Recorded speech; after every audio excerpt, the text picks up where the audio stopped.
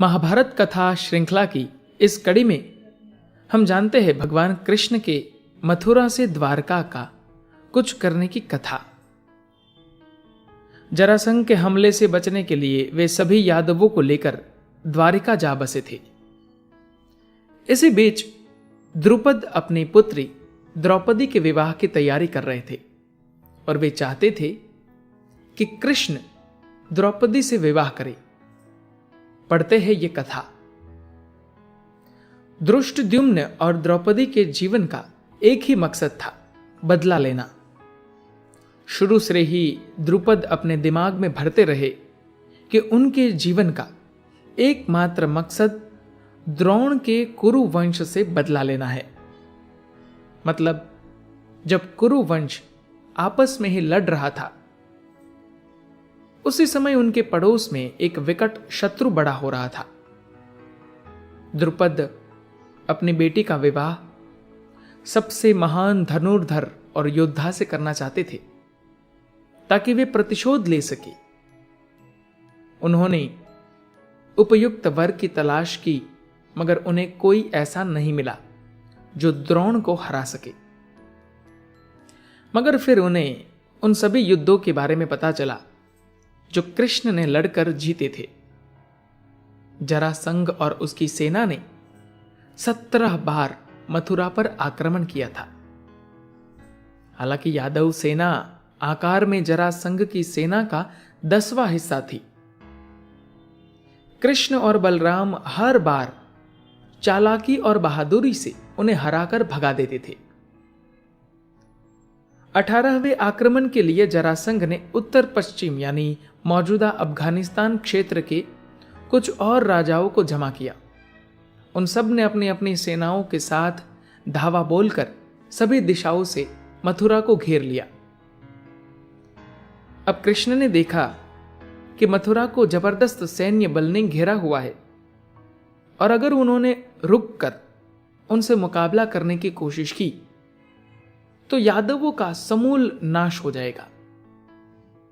तो उन्होंने वहां की पूरी आबादी को मथुरा छोड़कर 1300 किलोमीटर दूर गुजरात में द्वारिका तक जाने के लिए तैयार कर लिया।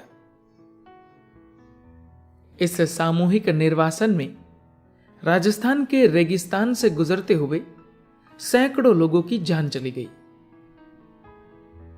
पहले उन्होंने एक नया शहर बसाने की योजना बनाई थी, मगर द्वारिका आने पर उन्हें एक छोटे से द्वीप पर एक अच्छा बसा बसाया शहर मिला। कृष्ण को लगा कि यह द्वीपीय शहर रणनीतिक दृष्टि से उनके लिए सबसे बढ़िया जगह है। उस शहर के राजा थे रेवत। राजा रेवत की एक पुत्री थी जिसका नाम रेवती था। रेवत और रेवती सतयुग से थे, जब इंसानों की कद काठी अभी से अधिक लंबी चौड़ी होती थी। उन्होंने देवलोक जाकर यह वरदान मांगा था कि एक महान देव क्षत्रिय के रूप में जन्म लेकर उनकी पुत्री से विवाह करे। भूलोक और देवताओं के लोक देवलोक में समय का बड़ा अंतर था। देवलोक की यह एक दिन की यात्रा धरती पर कई लाख सालों के बराबर थी। इसलिए जब वह वापस धरती पर लौटकर आए तब तक कई युग बीत चुके थे। इंसानों की कद काठी काफी छोटी हो चुकी थी। रेवत निराश हो गए क्योंकि धरती पर कोई ऐसा पुरुष नहीं था जो उनकी बेटी के हिसाब से लंबा चौड़ा हो।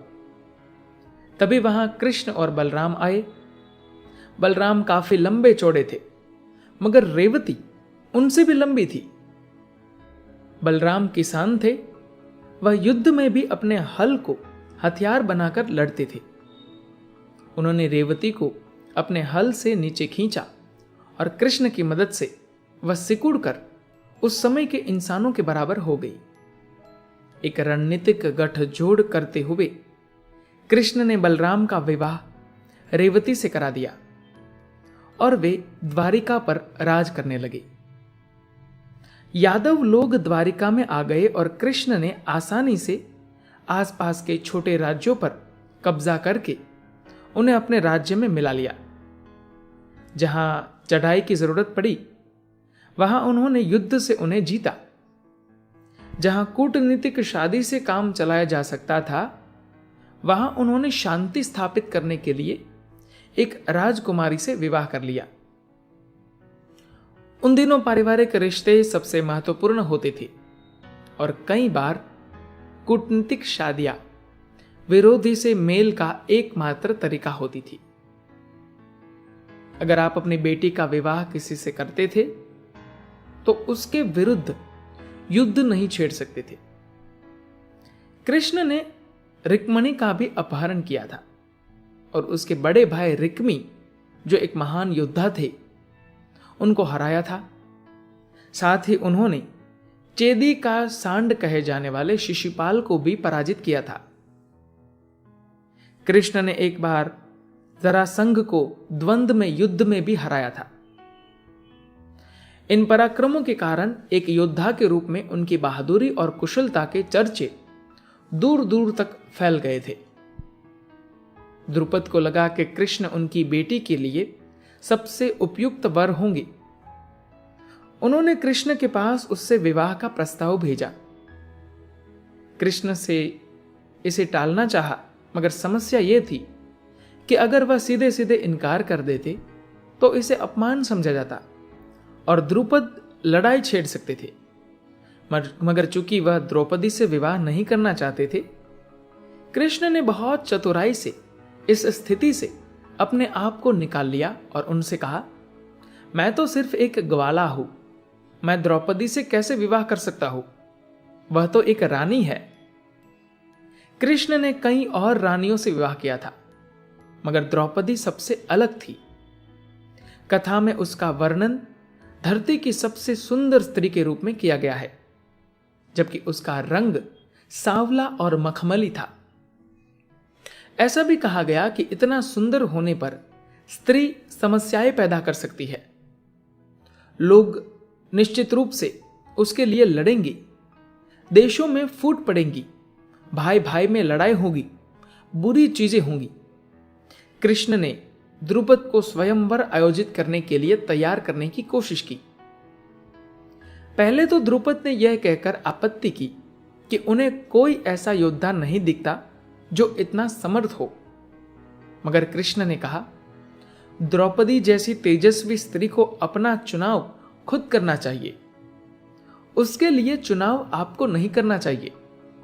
उन्होंने स्वयंवर में एक प्रतियोगिता रखने का सुझाव दिया जिसमें जीतने वाले को द्रौपदी अपना वर चुन सकती थी। कृष्ण के गुरु संदीपनी ने खुद इस प्रतियोगिता का खाका तैयार किया। उन्होंने एक मत्स्य यंत्र बनाया जो एक सरल सी मशीन थी जिसके शीर्ष पर एक घूमती हुई मछली थी। उसके बगल में तेल का एक कुंड था। धनुर्धर को तेल में मछली की परछाई देखकर उसकी आंख में तीर मारना था। सही जगह तीर मारने वाले को राजकुमारी से विवाह का मौका मिल सकता था। यदि राजकुमारी उसे चुने। कृष्ण के साथ काफी बहस के बाद द्रुपद इसके लिए तैयार हो गए और स्वयंवर की घोषणा कर दी।